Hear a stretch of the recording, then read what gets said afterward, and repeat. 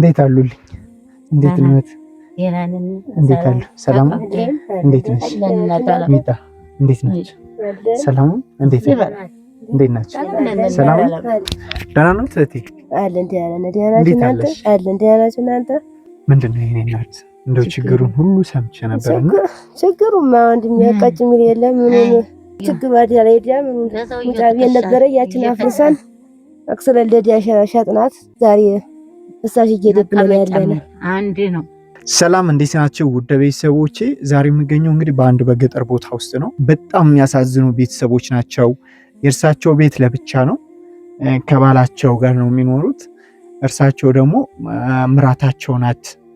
እንዴት ቆርቆሮ ቤት ነበረችና እሷን በዳታ ይዘው ቆርቆሮውን አፍርሰው ሰዎች ወሰዱባቸው፣ ባለዳዎቹ ማለት ነው።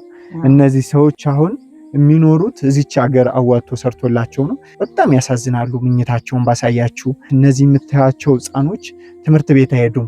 ይሄ ህፃን እንግዲህ ገና 13 ዓመት ምናምን ነው የሚሆነው። ነገር ግን እንጨት ሲሸከም ነው የሚውል በቀን ስራ ማለት ነው። ምኝታውን አንዴ ላሳያችሁ። ይሄ እንግዲህ እንደምታዩት ይሄ ምኝታቸው ነው።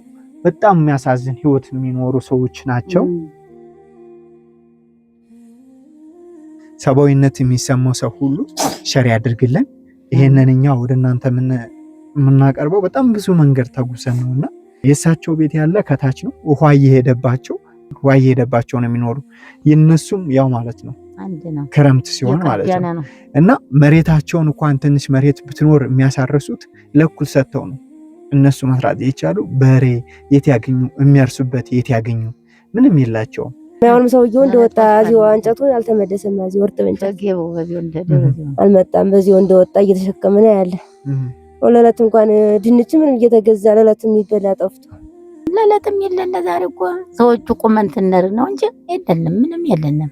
እንኳን መማር ቀርቶ ለለት የሚበላም ባገኙ። ይኸውልዎት እኛ ትንሽ ነገር እንጠይቅዎት ብለን መተናል አሁን። እሺ ይቺ ለእርስዎ 11,000 ብር ናት። እሺ እቺ ደግሞ ለእናንተ ለህፃኖቹ አሁን የሚያስፈልገውን የምገዥበት ለህፃኖቹ የምታበያችሁ ለለት 10,000 ብር ናት። እሺ ይሄንን ያደረጉላችሁ ሌላ ሰዎች ናቸው፣ እኛ አይደለንም። የመድኃኔዓለም የድንግል ማርያም የቅዱስ ጊዮርጊስ ማህበርተኞች ናቸው።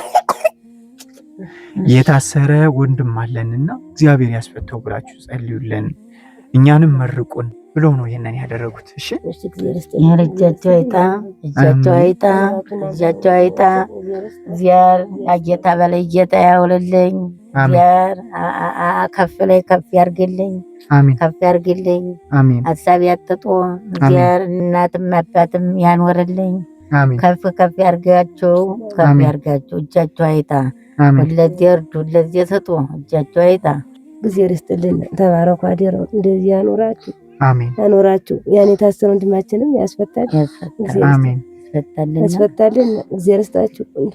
ወጣችሁበት ይቅናችሁ። አሜን። ይቅናችሁ ወንድሞች። እነዚህ ምስኪኑ አምላክ ይርዳችሁ። አሜን። ይርዳችሁ፣ በጣም ይርዳችሁ ወንድማላ። አሜን። ይርዳችሁ። አሜን። ጠደቃችሁባቸው ዘመዶች እግዚአብሔር ይስጣችሁ። ወጣችሁበት ይቅናችሁ። ግቤት ሸማምተን ግቤት ነፍሳቸውን እንገዛቸዋለን። እሺ አይዟችሁ በቃ። እሺ ሰላም ሁኑ። እሺ ቻው። እሺ ሰላም ሁኑ። እሺ ሰላም ሁኑ። እሺ ሰላም ሁኑ። ቻው። እሺ